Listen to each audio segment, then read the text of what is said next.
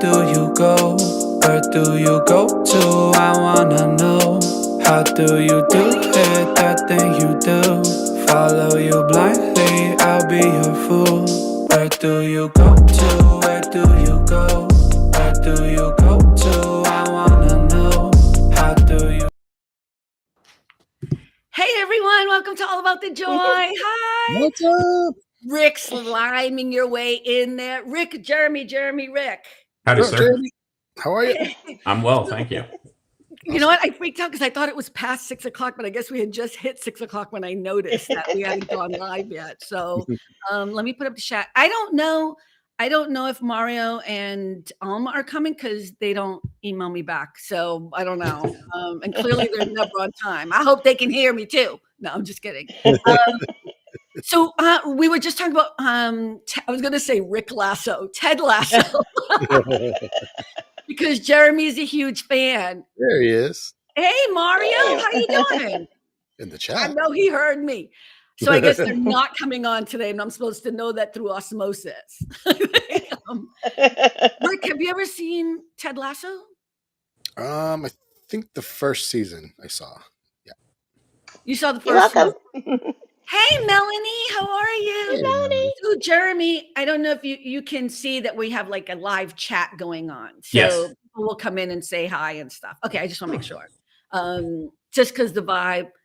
Mario's like, yes, we're driving. An email would have been nice. They refuse to answer emails. Wait, these things can email? I know. And then they get mad if I don't send them a link, right? I can't win either way. So no worries, Mario. Have a great night. Thank you for stopping by. And we always lose Rick. There we go. All the time. Rick does. You think we're so professional and you were so worried. Fucking Rick. Rick, what's going on? He's back. With your kid? What's going on? I hate the internet. Do you need to log out and log back in? I literally rebooted before I came on. Do you want to take a Your break? VPN is off. Yeah, everything's It's on. okay. Wait, Jeremy, we're making fun of Rick because ask Rick how long he's been live streaming every day on his own show. Ask him. I just Rick, started. how long have you been live streaming every day on your own show? Only 9 years. Oh, Nine explains years. Right. Okay, so Mario said I told you on Instagram. Okay, I don't have Instagram on my phone. I do not look at Instagram and everybody else's social media. I do emails for our business, right?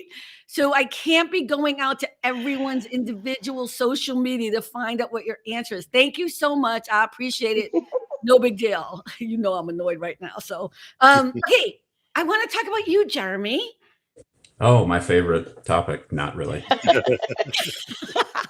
Well, you were a teacher for how was. long? And then you made the transition to screenwriting. So why don't you tell us a little bit about what that transition was like, if you'd like?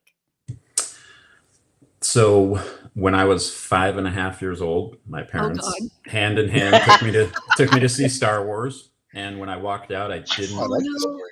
didn't want to say that I didn't want to talk about the character. I told my mom, she said it was the creepiest thing ever, that I wanted to make that. And so my dream growing up was to write and direct and make movies. Somehow, after my injury ended my soccer playing, I fell into what my parents did, which was teaching. And I taught for 18 years. I taught English and I taught visual communications, which was my creation to get kids making film and video. And we won a lot of awards. My students are much more talented than I could ever be. They went on to all the great film schools and they've got jobs in the industry that are like real jobs, not like mine. Like they work for X and I go, oh yeah, okay, great. That sounds wonderful. I'll never be there. But then my daughter said to me one day when she was quite a bit younger, Dad, how come you don't do the dream thing? And when I don't know, 7-year-old or 8-year-old says that to you, you go, and No,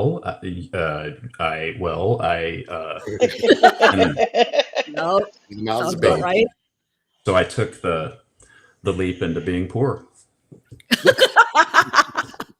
Welcome to the club. Very nice. All right, my people. And why horror? Well, I mean, okay, I'm sorry, I didn't mean to interrupt. You took the leap, and so you're a screenwriter, correct? Yes. And your genre is horror, which I have to tell you was one of the reasons why I was like, yeah, maybe not have him on the show. But then you look at Cynthia, and then you just said Star Wars. So Rick and I are all Star Trek. So she's like, it's you and her now. See, You guys, this is why we're on this side. Yes, that's what I was just. See, we're right. that's we're exactly right. it. Exactly. But It as can soon as be- you said anything sci-fi, I was happy. So Okay. he said Star Wars. I was like, all right. So it's 3 now against the 1. No, Rick has crossed over. now we Yes, just you got did. really comfortable, huh, Jeremy? No. Well, I have to admit that you are a remarkably entertaining texter and emailer. So I mean, and you know what? I just posted because of you. I just posted something on TikTok. I'm going to let you look at it. Wait a minute. Hold on one second. Let's see if I can do this right. I posted this because of you, okay, Jeremy. okay, I'm very flattered. Today. Yeah, don't be. It's Okay, like okay, I won't be. I'm not Don't be. flattered. Okay, wait. Here's an unpopular opinion, but people need to stop texting and DMing, and people need to stop texting. Wait, can you guys hear it? Yes. There's an echo. Why is there an echo? That's what I was hearing. Let me turn my thing down, I guess. sending emails when you can just as easily pick up the phone and have a conversation? When you can just as easily. I know that is just placing me. That is just placing me in the whole. Okay, no, that's weird that there's an echo, right? Now I do. Yeah. I Okay, checked no. my settings. I'm good. What? I checked my settings. It's not me. I checked off the echo thing. Oh, you know what? It might be Jeremy, but I don't Okay. want to mess with him having to fix that. But we don't hear him. Where do I go? No, you're fine. No, Jeremy, Okay. don't do anything because here's the reason is because we can hear him fine right now. You know what Yeah. I mean? So there's no echo when he's talking now, so it can't be him. I don't know. Anyway, we'll look at it later. It's on my TikTok, but I'll send it to you personally, Jeremy. But basically, I was saying, I really hate the whole texting and DMing thing, these long ass conversations. I cannot stand it. Like, I think people should just pick up the phone and have a phone call. And so I posted that, I think like an hour ago, and it's already people are, which never really happens because I don't get a lot of people commenting stuff, but they were just like, no, if one woman said, if I have to talk to you on the phone, then I don't need to talk to you at all. I'm like, oh my God. Wow, I've not heard that one. Wow. But people, but there is a distinction between Gen X and millennials and Gen Z that they really don't want, but I think, and hear me out, I think that's a reason why we have so many problems with people feeling so isolated with social media, because we don't really talk to each other. We're texting, we're commenting or responding to a comment. And most people do not write well, and they don't write the way they speak. So you don't get the intonations, you don't get the tone, you don't get the right. That's just my take on it. And that's kind of the TikTok in a nutshell. And I didn't say, hey, Jeremy, but I almost did. But what are you guys' thoughts on that? What do you think? Cynthia. Honestly, I think with me, it depends on who I'm talking to. I would sometimes prefer to text than to actually speak to them. Like my sister loves FaceTiming me for anything and everything at all hours of the day. And sometimes it's annoying. Like I prefer That's just just to crazy text. people. That's crazy people. Well, yeah, you know. I hear you. But like, I don't know. I think it just depends on who I'm talking to. Depends on if I prefer to talk, text, or talk. Mm-hmm. Jeremy guest. And when I said, what do you think? The guest should go first, but that's okay, people. Hey, Laura, how are you? Happy Friday. Jeremy, what do you think? I know I was texting you because I was at where was I? I forget where I was, but I said to you, I'm waiting, so I will text you. It was like, I will have to say just right up front that you are the friendliest stranger that I've ever interacted in this way with. oh, And thank you. I'm not. So this has taken just about all of the energy that I have to attempt to be somewhat human at the moment.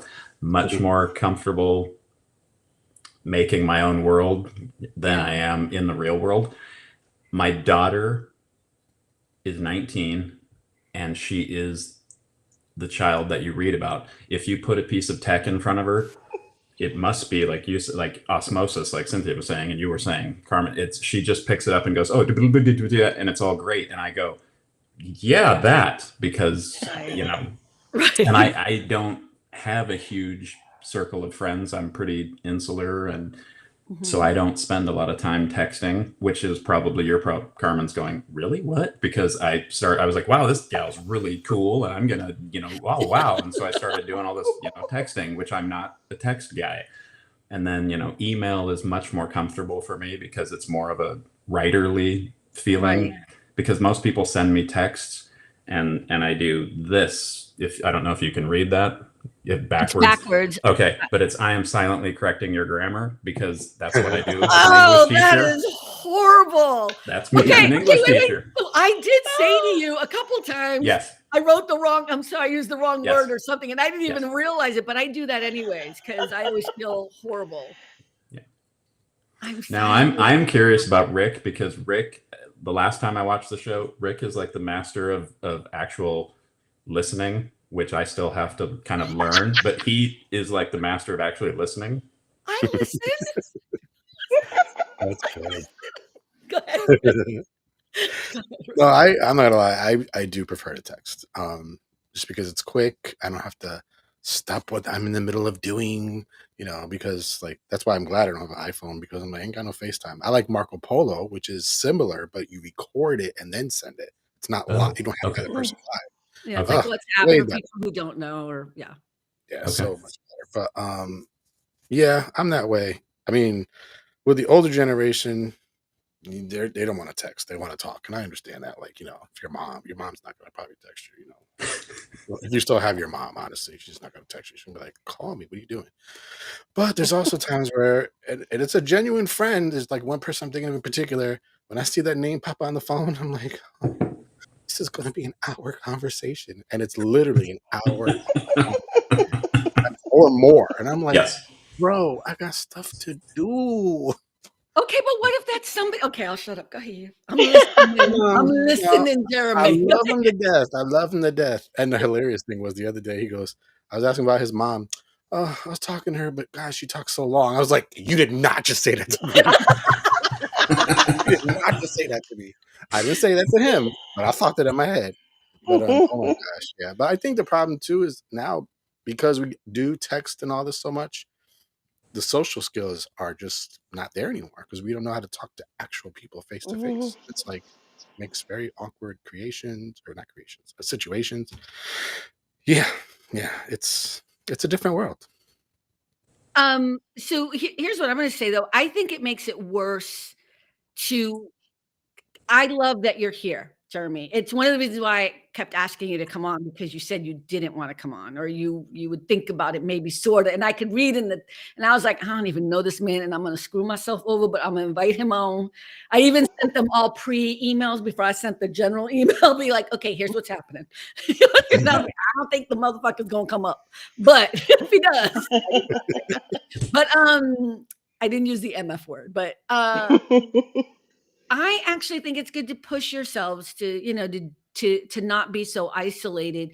And I think the other thing too is like, there's being an introvert, and a lot of writers are introverts, and a lot of creative people need to be introverts, but it's very solitary. And I think the pendulum can swing too far that way. And you got to be able to bring it back, because there's also the creative juices that happen when you do interact with people, So I'm glad you're here, and I don't know why you like Rick. I'm very jealous. And I was gonna say, he seems so chill to me. I can't even believe he didn't want to join us. I'm like, I feel like he's already part of family. Like, he's very Right.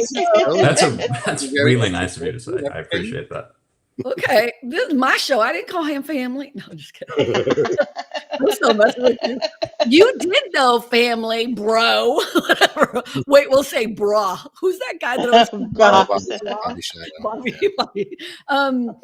You did ask a great question though, when you were kind of being flippant and like, yeah, maybe I'll come on and blah, blah, blah, when you were giving your little bio, which I won't embarrass and tell you what you wrote, but you asked a really good question, and that's going to be one of my other hot takes. And let me just see, where did I write it? Do you still support art when the artist is a dirtbag? Good question, right? So let me give you some contemporary people we'll call artists to give you an idea. I never supported Kanye West, but that's a good example. Kanye West, J.K. Rowling, who wrote Harry Potter, Woody Allen, R.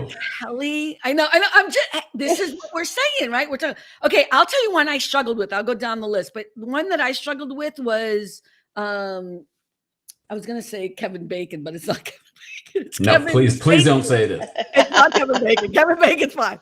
Kevin Spacey was one that really. And here's the thing. I know, but here's the thing about Kevin Spacey. He was found not. Or he was acquitted. He was found not guilty or something in the European one. So for all intended purposes, he's innocent. I'm doing air quotes here, right? And yet I don't care. It's hard. I find it hard to know too much information about anything. And I've given this example before. I was a huge X-Files fan.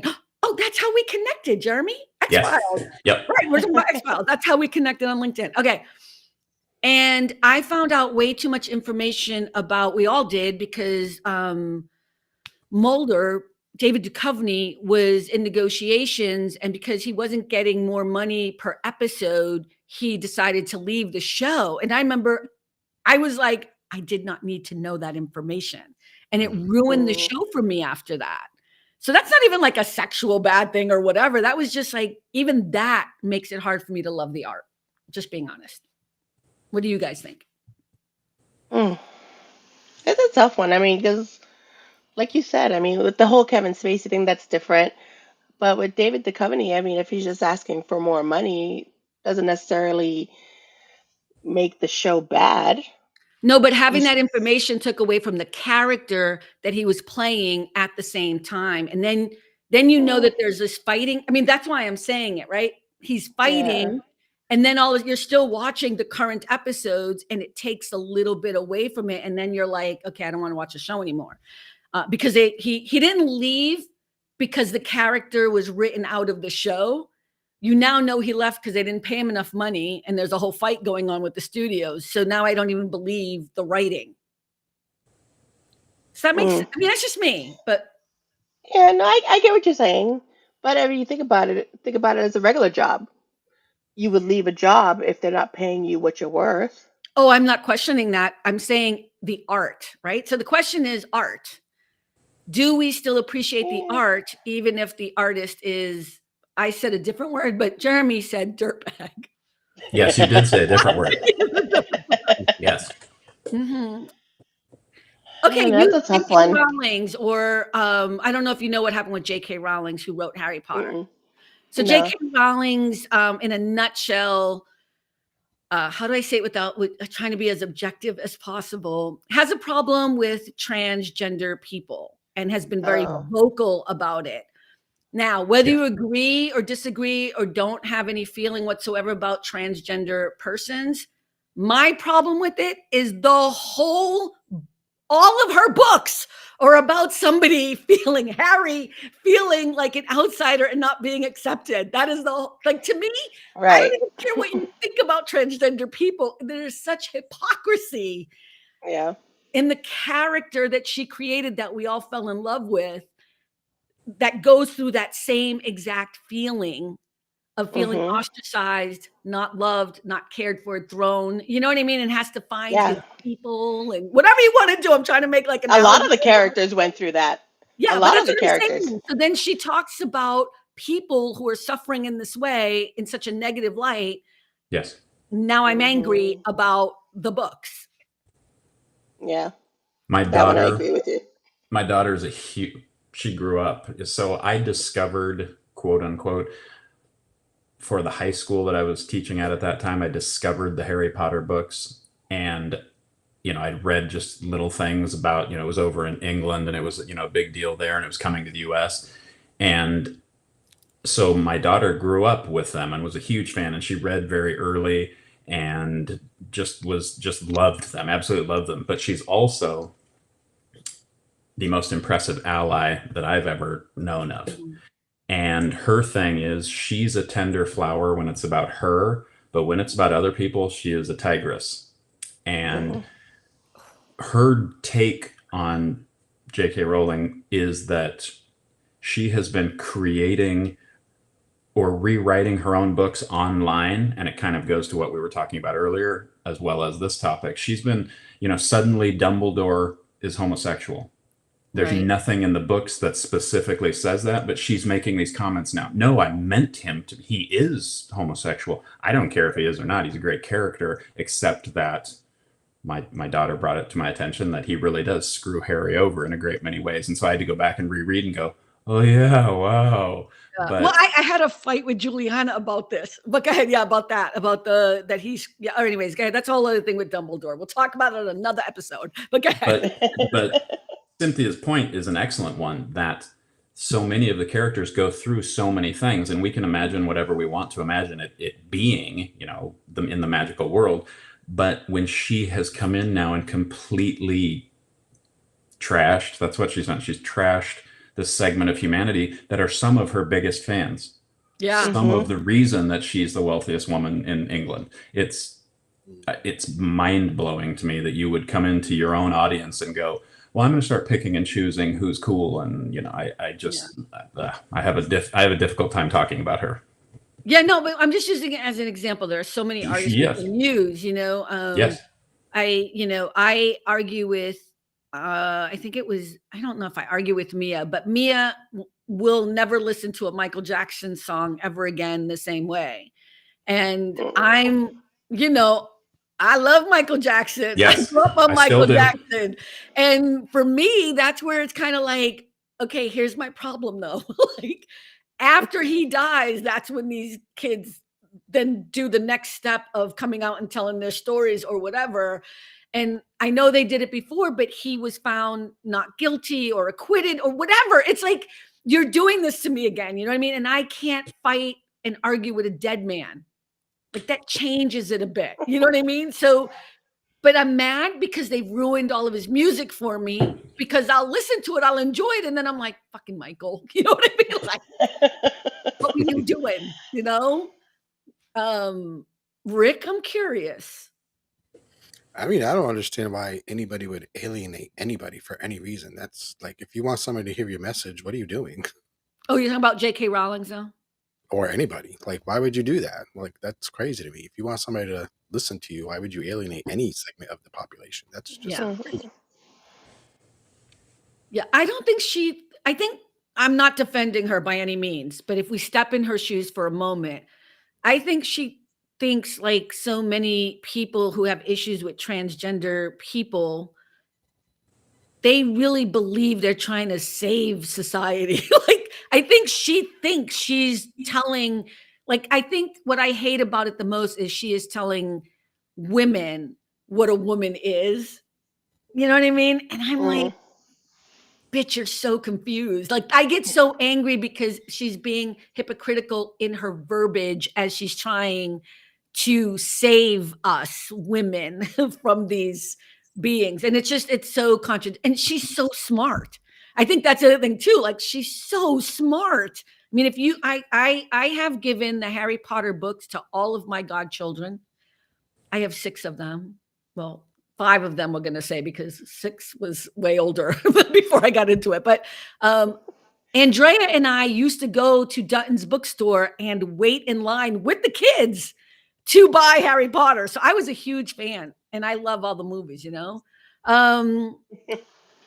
So Mr. Dawson, who's usually on the show, so Mario's one of the people who's usually on the show, said, so do you stop listening to Whitney Houston knowing her drug use? Yes, because of her art.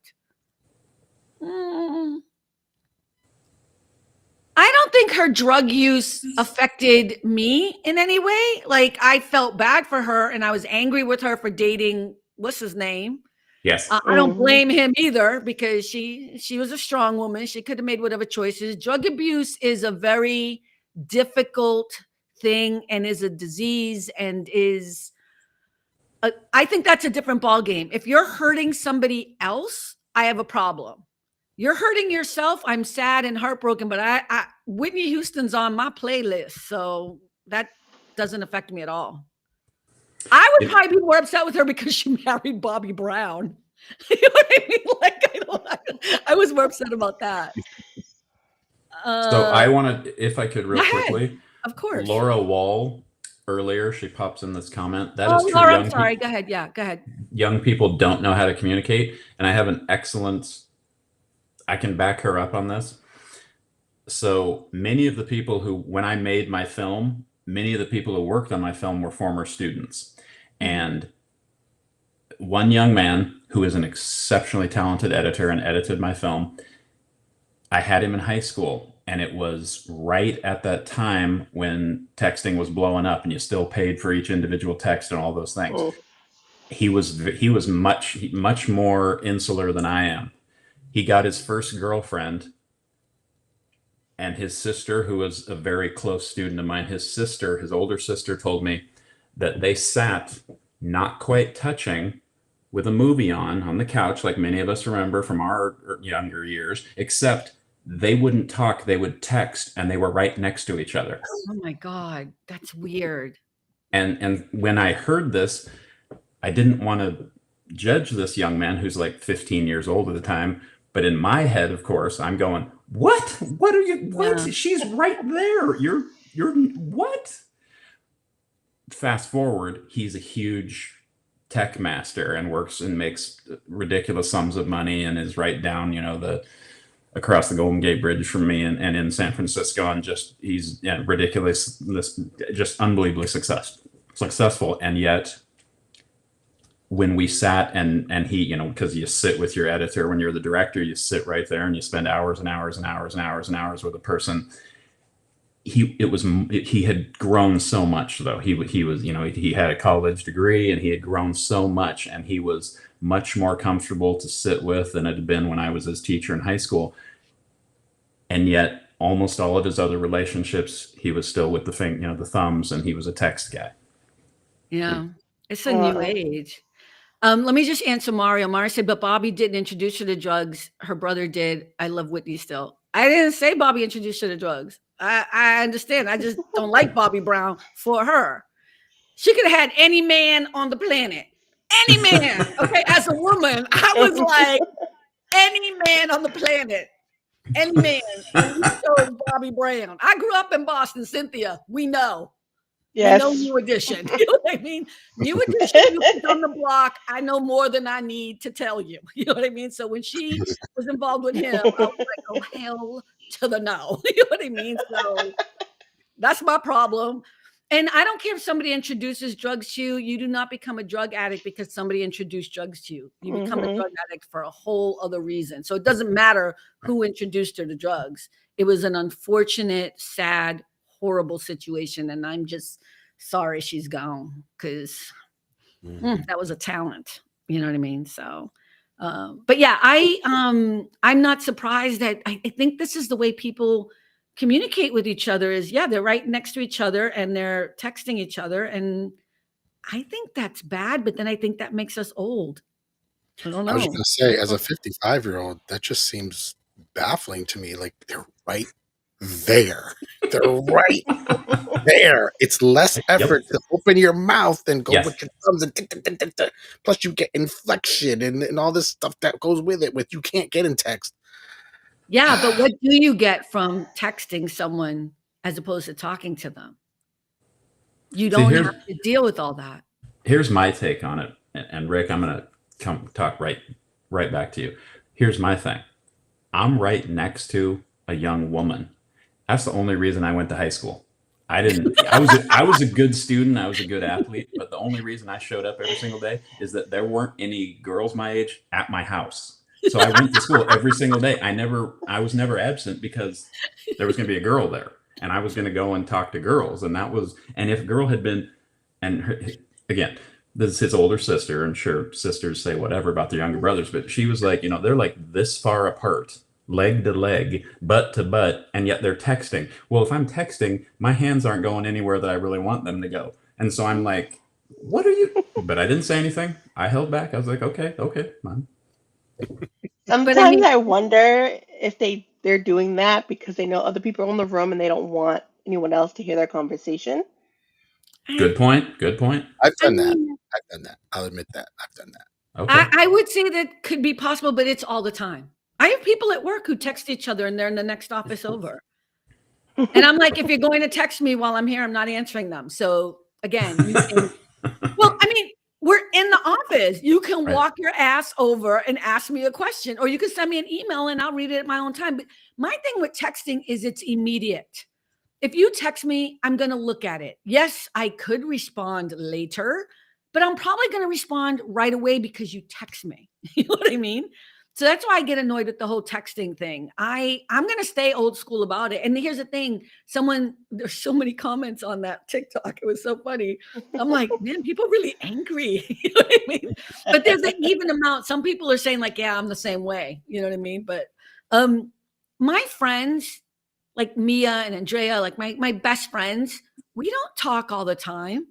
You know what I mean? Like we'll email once in a while or we'll text once in a while or whatever. But when we do talk, it'll be for an hour. But you're talking like maybe once a month or something because we're in that space of kind of friendship where it's just we're doing our thing. You know what I mean? I just had my friend Amy just sent me an email before we came on here, and we're going to set up a time to talk or something. You see what I mean? So it's like I think it depends on where you are and what you're doing. I think for work, this is why work from home is not working. And young people get so annoyed because I'm not a fan of work from home or working in the office because I don't see it working either way. There has to be a hybrid situation. And then the last thing I'll say is most people don't know how to work from home. That's the problem. They don't have structure. They don't have the sensibility to get the work done on time, and then it's sloppy. They don't know how to communicate. They don't know how to write. So people get so mad at me. They're like, you're always with the boss. No, I'm not with the bosses. I'm just saying you cannot work from home. Like you suck at it. So no, we tried it for 3 months and you're failing. I am mean. Just I am fucking mean. Yeah. I think you do have to be a certain type of person to be able to work from home. Not to toot my own horn, but I do and I can. But a lot of people, they can't. And I like, even when I call like companies, whatever, and I know it's not their fault, but I can hear their kids, I can hear the TV in the background, and I'm like, the kids you can't help, but at least the TV, like, can you lower a little bit so I don't hear actually know the whole show you're watching while I'm talking to you? Like, there's gotta be a level of professionalism here. Right. Yeah. Yeah, I'm one of those that cannot work from home. I can't concentrate at home. And now it's time for confession. Right. I do the same Be in thing. an office. I go in to see my clients at least once a week. I go because it's easier for me to do the work I need to do at home and then go in and see them, have the conversation, and then leave them. And then I have my time. You know what I mean? But you wouldn't want to work from home for all about the joy? Well, yeah. If I had my own office and space, I know, I'm just kidding. but here I can't. Like my husband would be asking me 5 million questions, or he'd be like, "Can you take a break? Can we go here real quick?" Or something. Right. Do you work from home, Jeremy? I do. Are you one of those people who goes to Starbucks and writes your script? Oh, hell no. I know. How do people do that? No. Those people are fake.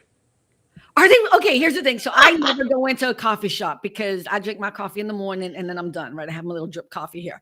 But whenever I walk by all the coffee shops in the morning, especially if I go for a walk, I'm shook by how many people have the laptops that are out there and they're just sitting and they're, so writing and chit-chatting, whatever. And I'm like, I could never in a million years write at a coffee shop.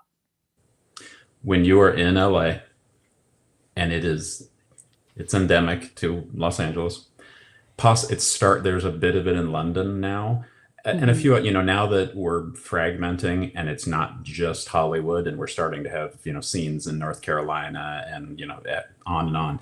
But in Los Angeles, when I have to be down in Los Angeles, I do, like I told you, Carmen, I do need to go in and get my chai in Starbucks. They make the best chai. They make the best chai. I've had chai everywhere in the world. Starbucks does make the best chai, but every They single don't person, understand why you're talking about tea so much. That's why, because we had a little back and forth about yes, tea versus coffee. I was almost, I mean, after the Star Wars thing and there's just too many horror genre. And then he's like, I don't drink coffee. I'm a tea guy. I'm like, oh, wait, Andy, wait, Cynthia, here's where you and Jeremy are going to be best friends. He's a fucking cat person. Yes. Oh, you needed to share that shit with me. I like Cynthia. I like Rick, but I'm liking Cynthia more and more every second. I know. We are not friends. It's all good. Hey, whatever keeps you. I don't have to be the star of everybody's world. Go ahead. I'm sorry. That was funny. But back to, Alma Dawson. Hi, Alma. Alma's and Mario, they always on the show. Go ahead, Jeremy. Okay. Well, I'd enjoyed chatting with her because look at the quality woman that she is with chai. Is my favorite too. Wow. But anyway, I'm just gonna leave. Back to my point. You can't walk into a Starbucks or just choose your favorite. You can't walk into one in Los Angeles. Everybody, like you said, everybody's got a laptop and it's open, and they are pretending. It's the best word I can use right now, to be screenwriters, and they will talk the hell out of what they're supposedly doing. But it's just like the people, like I believe I said to you, Carmen, you go to the gym and you've never seen these people work out, but they're there every day. It's because they need a date. That's why they're there. The date. I just had a notification that we're having some instability. Did you guys see that? No. Okay, No. It's all right. It's okay. It just comes, it flashes up. So I like to, in case anybody gets knocked off, you'll know why. Go ahead, Jeremy.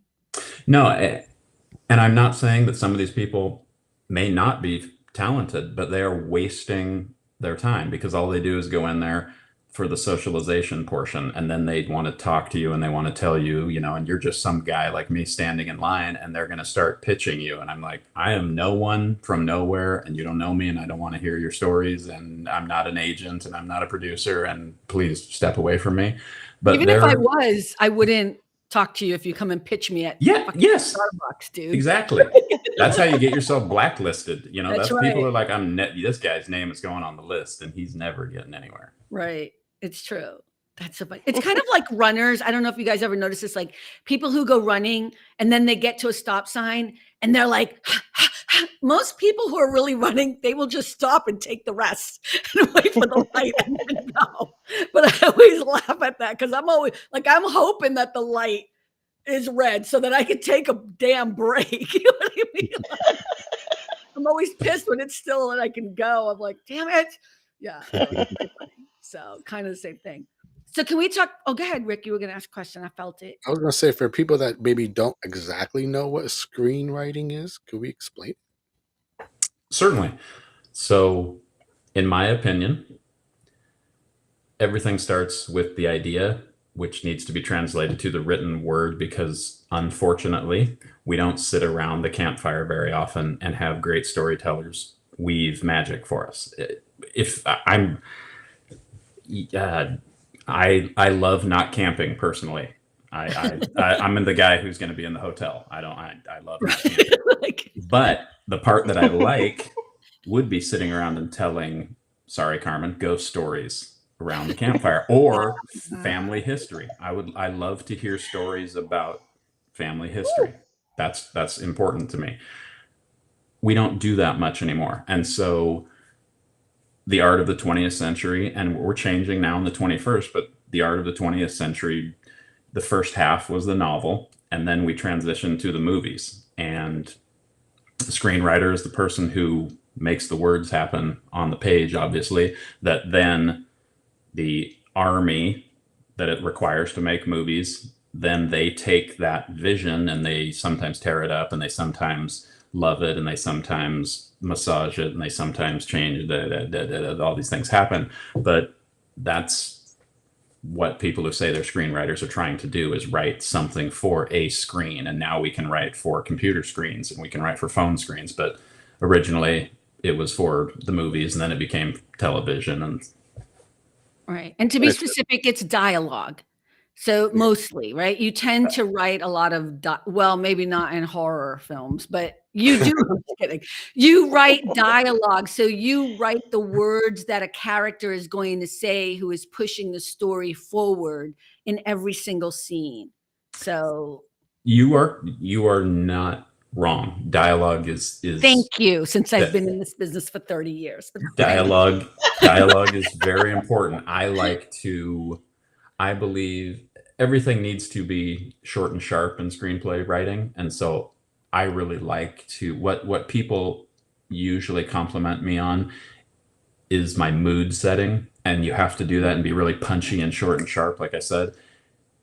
That to me, the description is important to me. What a lot of agents, producers, studio heads, they refer to it as the black stuff. They don't read it. They go straight to the dialogue. And most actors will go to the dialogue because I want my character. What's he or she saying? What are they doing? Actually, I'm going to disagree with you. Good actors will read all of it.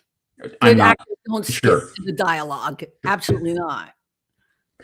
And so for me, again, I like the descriptive portion of it. I like to be able to, just for one example, and I don't usually swear, but there's going to be a swear word in here. Oh no! So in the Fugitive screenplay, because I do read screenplays, I enjoy screenplays, a well-written screenplay. In the Fugitive, one of the characters is described as a brick shithouse.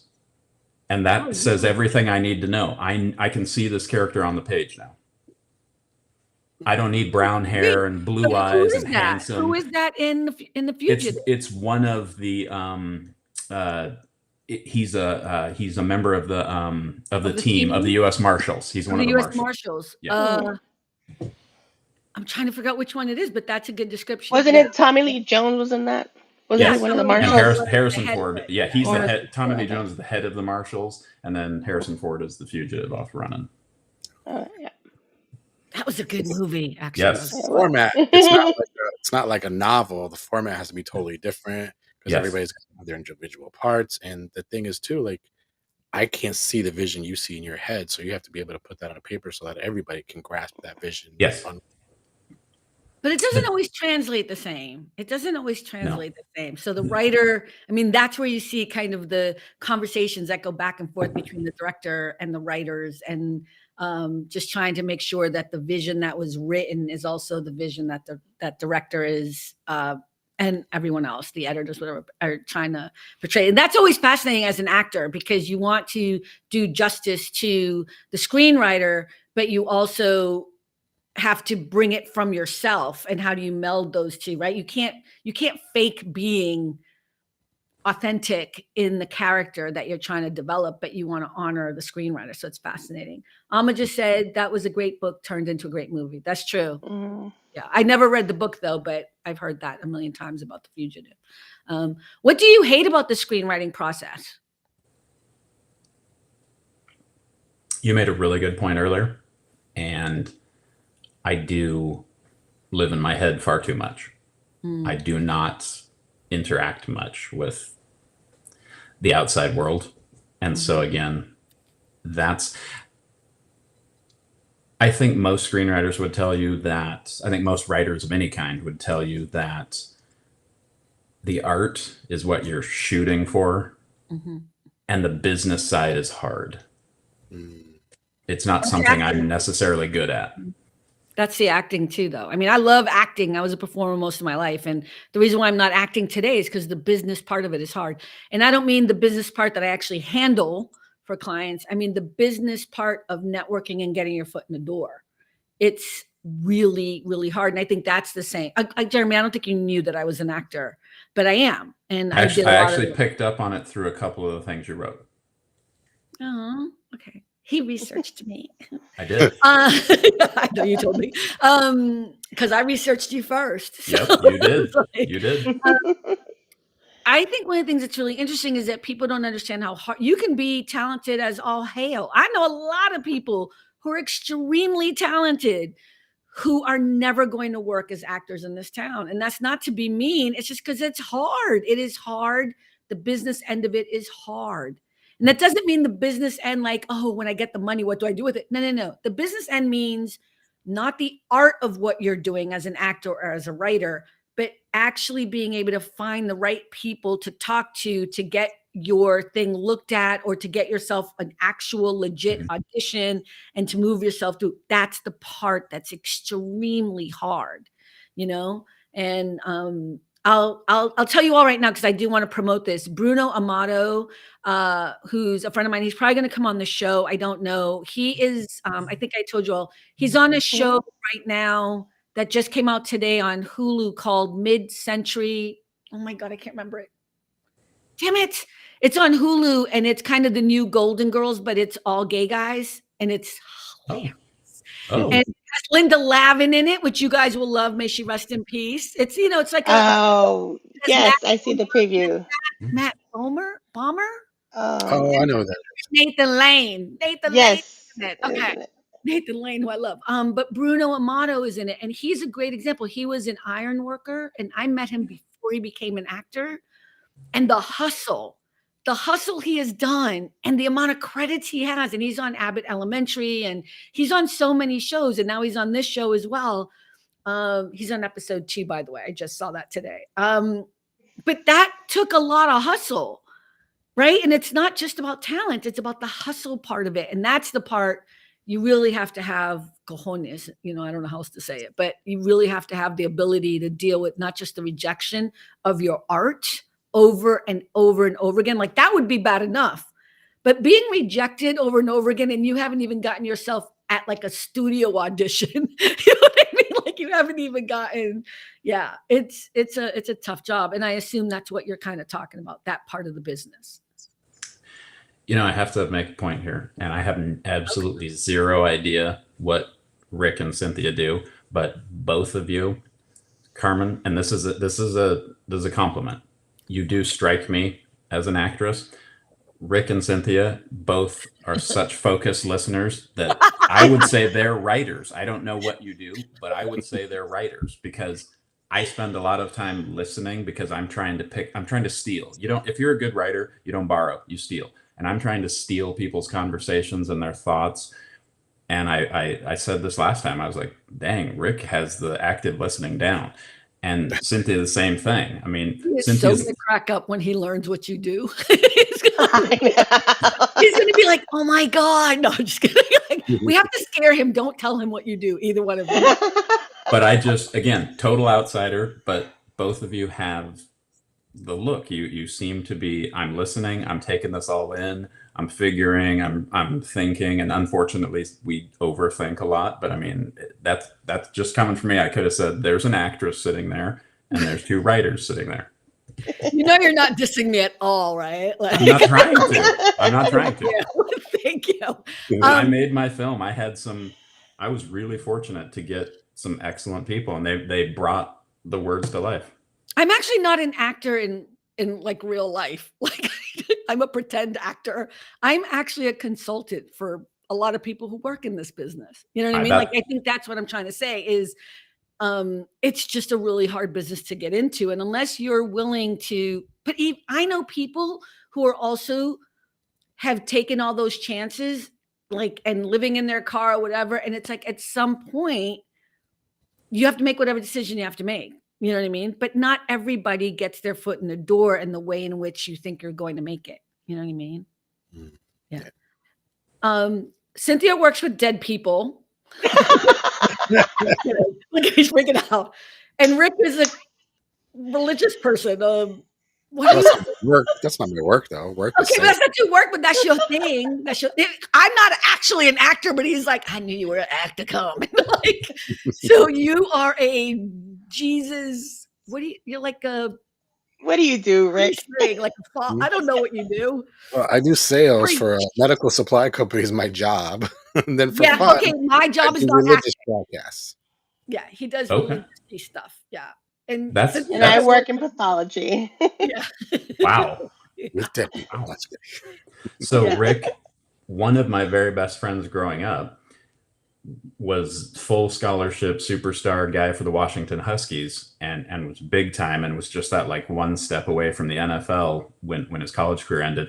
And he is now up in the Northwest, up in Seattle. He is a big time, exactly what you do. He's medical supply salesman, and he's just, everybody seems, I mean, not just because he was a Husky and all that, they know him because he's connected everywhere up there. So that's interesting that you do the same thing.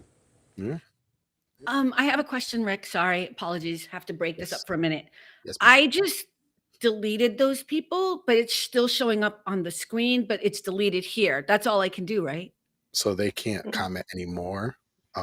Right, but it's going to stay on our screen here. Yeah. So what I do is, everybody in the chat, if you could just put a few comments in there so we can make this crap disappear, that would be awesome. Oh, I don't care about that. I just want to make sure that when I do it on the side, that I'm doing it right, because it's not coming off on here. So we're just having some spam. So I'm just trying to delete it, Jeremy. No, sure. Chit chatting. So like people trying to sell us viewers and stuff. We're good. Thank you. We're good. We have enough. I'm kind of curious what Alma is referring to with lifelong learners. Maybe she's talking about Rick and Cynthia, but I'm not quite sure. Of course they are. Somehow I'm the bad guy. Carmen makes us cry all the time. I do. Oh, nice. She's that friend. Wow. They try to make me cry watching this This Is Us show. Oh, okay. Look at that transition. All right. Good transition. Go ahead. All right. So what episode are you on, Rick?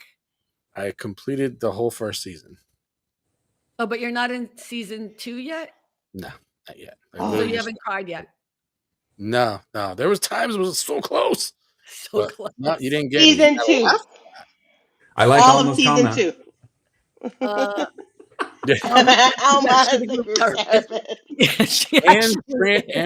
Often translator for when right. What are you saying? And I'm gonna be like, let me break it down what they're actually saying. That's right. Right. She'll translate stuff for some people who come on the show. That's funny. How am I always the bad guy? I don't know. It's okay though. It's all right. It's all right. Everyone always kicks me, but I'm the strongest of the group, I guess, is what it comes down to. Yeah. Carmen is the bully. Oh, well. Humble as well. Wow. Well, Jeremy, it was nice having you on. Bye. Wow. Block that ass. Okay. Wow. I'm so introverted. I'm shy. Okay. Jeremy fits right in. All of a sudden. Yeah. I'll have you with me, Jeremy. Come on over. Hey, I'm going to show up on Rick's screen next. Okay, well, he's on every day, so. Yes, my new bestie, Jeremy. What's up? We're just going to cut Carmen out, and you and I, we can text. Wow. God, the pain I'm going through. It's good to see you laugh so hard, though. I'm glad. I think you're feeling much more comfortable, clearly. I'm happy to do what I can to make people feel joy. That's what I'm here for. It really is. Well, this is what I think we need, right? I think we need a place once in a while to just hang out in the neighborhood. Bye, Carmen. Bye, Alma. Oh, Mr. Dawson with a comment. Yeah, you just saw that? He said Yes. that. I said that already. I think that's kind of what we need on social media, and I'd love to make this a bigger thing. That's what we're trying to do, is kind of have a place where people can come and hang out once a week. That's how me and Cynthia grew up, in the neighborhood. You would come home from rehearsal or work or whatever, school, and you'd walk down Forbes Street, and there'd be, I've said this before, but there'd be 3 or 4 souped up cars with the same radio station on with music playing. And there would be the ladies at the front. Do you remember we would call them ABC, NBC, and CBS? They'd be gossiping, about everything. And there'd be people sitting on the stoop just chatting about the day. There'd be people playing, not cards, but the dice. I don't know what that was. Craps, I think. There'd be some drug dealers, but they were like family. You know what I mean? They were bad people, but they were good They people. still looked out for us, though. They looked out for us, and we'd go to the bowling alley. It was just a place where it felt like home. And I think that's what's missing in a lot of social media is like everybody is ready to be a life coach. Everybody's ready to tell you what's wrong with your relationships and with your life and I'm like, we just need a place where we can go chill and laugh a little bit, and talk about a movie or a show or, so yeah, I'm glad you're laughing. I'm glad you're here. Cynthia, This Is Us. You cried, right? Because you texted me, you cried. Listen, all of season 2, cried. Just to have a whole box of tissues with you. I'm in the middle of season 3 right now. Okay. And there's 6, right? 6 seasons? There's 6 seasons. Ooh, that's a lot. Yeah. Are you going to go and watch season 2, Rick? You have to watch season 2. You have to watch season 2. I will, but I'm going to give myself a little bit of a break because I was trying to. I had to do that too. Yeah, it was easier watching it as it was airing because it was every week or whatever you're watching the show. So, but yeah. Jeremy, I don't know if this would be your jam at all, but we're talking about the show This Is Us. And it was an amazing show. It's one of the best shows I think ever made on television, which says a lot. Like The West Wing and, just like MASH. There were just shows that have a certain caliber because the writing is so brilliantly done. The acting is perfect. The concept of the show is incredible. Even if you just watch the pilot, you might find it interesting to just see how they interwove kind of the stories that I just find it, even as a writer, fascinating. And I'm not a script writer. I wrote a book, but I'm not a script writer. But as an actor, I love watching how that brain works. That's why I could never be a screenwriter because I don't know how you write the scenes that way so that they intertwine over 6-7 seasons. It's amazing. I don't get it. I don't know how they do that. So yeah, fascinating. Carmen, did you finish Paradise? Oh, yes, I did with Sterling. Oh my God. So that's another show. Paradise is on, I think, Hulu as well. And it's one of the guys on the show, This Is Us, is now starring in a show called Paradise. And it's really good. Yeah, it was really good. A little sci-fi in there. That was good. So I'm sorry, Rick? That you got my attention when you say sci-fi. It's real. It on Hulu. It's a really good show. It's Sterling Brown, who is in This Is Us. He's the brother who's black. Right. Gives you an idea who he is.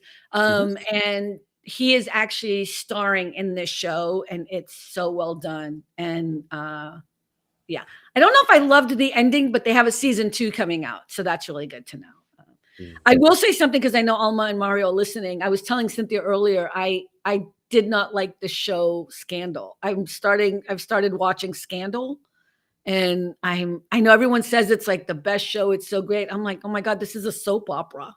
So I'm probably done watching it. I'm like middle 3rd season. I'm not going to watch the rest of it but there is a lot of horror in it. There's a lot of killing, like in torture stuff, which you guys might enjoy. That's part of the problem there. It's so warped because there are these they're not seals, like what do you call the guys? Navy SEAL? 6. Yeah, Navy SEALs, right? They're not those guys, but they're like some hidden government group, and then they torture people to get information and they show it. I'm like, you know what? See, no. Yeah. So I don't like horror, Jeremy. So again, there are so many things. But there's different types of horror. But it's all horror.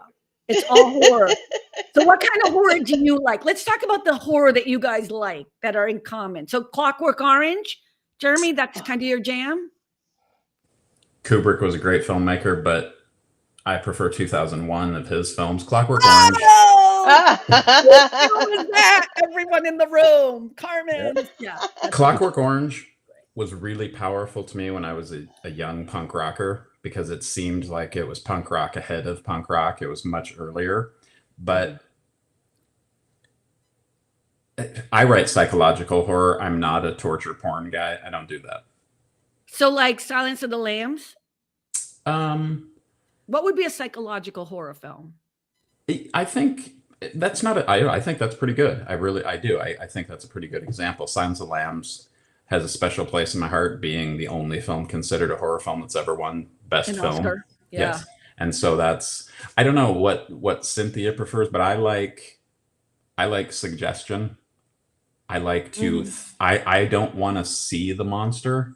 I really don't, because my mind will make it so much better than they can ever do it with any CGI or any, and again, and I'm an old school monsters guy. I like practical effects. So An American Werewolf in London would be an example of one of the films. It's a great screenplay. I think it's a great film. Does it have some weaknesses? Yes, but what film doesn't? Right. We were just talking about that recently, how it's scarier when you can't see what's coming at you. Yeah, It's those are one of my the reasons favorite. that Alien is so scary early on, because you don't know what's in the darkness. It's a haunted house in outer space. You don't know what could possibly be hiding around the next corner. Yeah, that's not a movie for me. Yeah, no. I don't like a lot of gore, blood. Right. I mean, it can, you stab somebody, okay, there's gonna be some blood, but like a lot over. Like I never watched what's the ones where you had to like cut your leg off or something to escape? What was that called? Saw. Yeah, I didn't watch any of that. I can't do that. So, was that really the name of it? Yes. Yeah.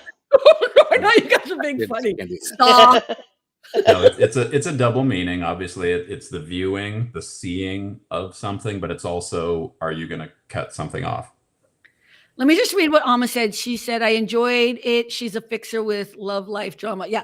Alma's talking about Scandal. And as I was mentioning to Cynthia earlier, the thing that no one can write is the chemistry between Kerry Washington and Tony Goldwyn is ridiculously off the charts. And there is no doubt. I was telling Cynthia in the green room, I'm like, I know they're both married, but I looked up their spouses. I'm like, I get why every time they see each other, it's a thing, because I would be like, no, that would not work for me. My man would not be with Kerry Washington. Not if they did that show together. But that is incredible. She is a fixer, but the whole show is a soap opera. So it's all about them. And every other episode, it's kind of what you were saying, Jeremy, although it's with the sex part.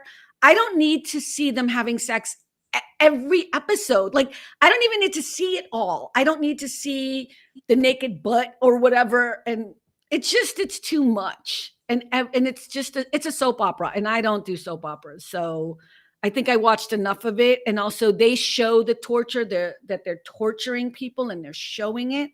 And that's why I don't like horror, because the suggestion is too much for me. I'll have nightmares. Cynthia says it's funny. I'm like, I think Some of them are funny. Crazy. Well, I like to pretend that I'm hip, but I'm really kind of a prude. I don't need to see certain things. Yeah. You can't say hip anymore on this show. It's banned. I just made Okay. that Well, I wasn't told. That wasn't in my directions. I'm just anybody who's a boomer or a Gen X, you cannot say words like hip or cool. You can say cool. Cool is still okay. You got to say it like guttural, like cool. Cool. See, all those years later, my mom still used cherry. That was the word from when my mom was growing up. Everything that was cool was cherry. And so she would say that, my brothers and my sister and I would be like, what? What was this? Like pie? What are you talking about? Mario just said, oh, wait. Oh, Alma said Silence of the Lambs is in my top 3. So the only reason I give her a thumbs up. Yeah, the only reason why I don't watch any horror films. I saw 12 Monkeys too, because that was Brad Pitt. But Silence of the Lambs, the only reason why I saw it, does anyone know? Does anyone remember the conversation? For school? Was it for school? Oh. Chris Isaac was in it and you were in love with him. I don't even know who Chris Isaac is. Oh. Like, really? I have to go.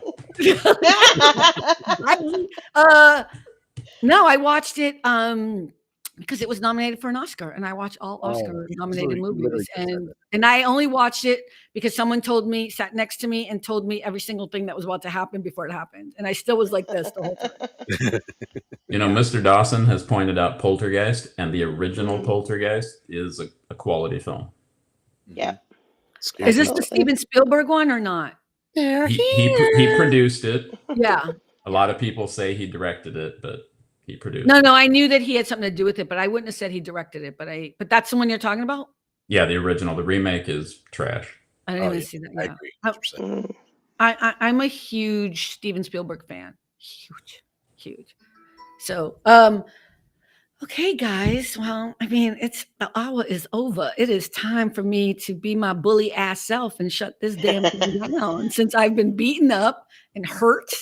Let me see. Almost said I love Stephen King books. Stephen King. How about that's another Stanley Kubrick film, The Shining. The Shining. It is so popular with high school and college students right now. This very second, Really? my daughter, her entire group, everybody in Davis for some reason, in UC Davis, everyone is all about The Shining. You're not? I'm not hearing that you love it. I don't love it necessarily. I recognize Yeah. the brilliance of the filmmaking, but it's not my favorite. What's your favorite horror film? Wow. Now you make it this hard right when we got to leave. No, we're not leaving. Oh, we don't have to leave. Look at it. And Cynthia's like, go ahead. I mentioned American Werewolf in London, which was the movie that I wanted to see so desperately in 5th grade. And my parents said, okay, we'll go see it and check it out for you. And I had to go see some other movie that Friday night. And when I came out, I was all excited. And they were like, no. So I didn't get to see it till 7th grade. So it had that forbidden fruit thing going on. I didn't get to see it. I love the first A Nightmare on Elm Street. I think that was a tremendously well-written film. Cynthia, did you see that? And Rick? Of course. Really? I don't even know what it is. Is that the guy with the Kruger? Is that the Kruger guy? Yeah. Freddy Krueger. The knives. Who's the one with the mask? Who's the one with the mask? Michael from Halloween, or Jason from Friday the 13th. And who's the one with the doll? All of this is all just watching when they do the commercial, and I switch it fast, but they show you. Which doll? Chucky? Yeah. What is it? Chucky? That's Child's Play. That's mean. Yeah, those are creepy things. And I don't like anything with clowns. No clowns. Yeah. Yeah, I don't like clowns either. For me, it's that, and there's a movie I think out now, but for me, it's the little monkey that does the symbols. I hated that as a kid. Oh yeah. Annabelle. Mario said Red Rum, which quality. Well said, Mr. Dawson. Nightmare on Elm Street, yes. Friday the 13th. I don't know what Annabelle is in Child's Play. What's Annabelle? You wouldn't watch it, but it's another horror. Watch it. It's a creepy doll. Another creepy doll. Oh, is it? Yeah. No, I don't know. Yeah, it's supposed to be kind of a true story, and the actual doll was a Raggedy Ann doll. Oh yeah, no. Yeah, no. I know. Look at her face. It's not my thing. Yeah, I really don't do well. I don't do well with scary stuff at all. So, but that's just me. I think for me, you guys are not. That's all. For me, it's almost like a challenge. Like, try to scare me. Oh, nice.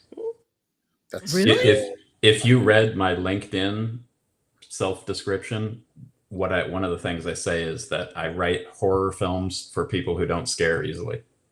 Okay. And with that, Carmen, I have to make my apologies because I have a jazz. Yeah, you were club supposed to to go 10 minutes ago. Minutes. Yes. Yeah, I know. To your jazz club thing. Yes. Well, I'm so glad you were here. So we're going to jump off anyways. Thank you for stopping by. I appreciate you. And everyone, remember, at the end of the day, it really is all about the joy. Bye.